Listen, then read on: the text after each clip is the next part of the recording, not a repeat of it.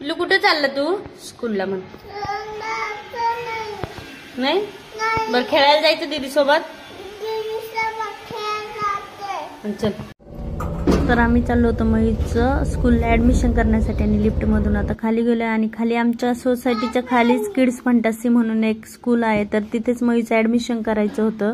तर हे बघा मयूर चाललाय पप्पाच्या मागे मागे आणि हे बघा लगेचच किड्स फंटासी म्हणजे खालीच आमच्याच बिल्डिंगच्या तिथेच आहे हे. तर नर्सरीला मयूरचं ॲडमिशन घ्यायचं होतं, त्याच्यामुळे मी बोलले, तर ती टीचर बोलत होती की प्ले ग्रुपला घ्या, तर मी बोलले नाही नर्सरीला करूयात. आणि त्यांनी सांगितलं की ॲडमिशनसाठी एक पासपोर्ट साईज फोटो लागेल, तर आम्ही फोटो काढायला. बरोबर बघा मयूरचे नखरे कसं करतोय बघा मयूर.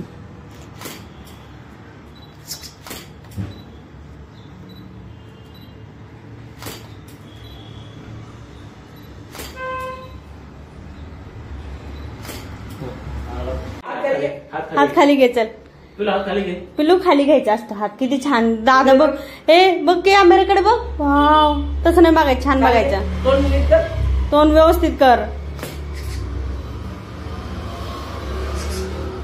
मग हात खाली घे.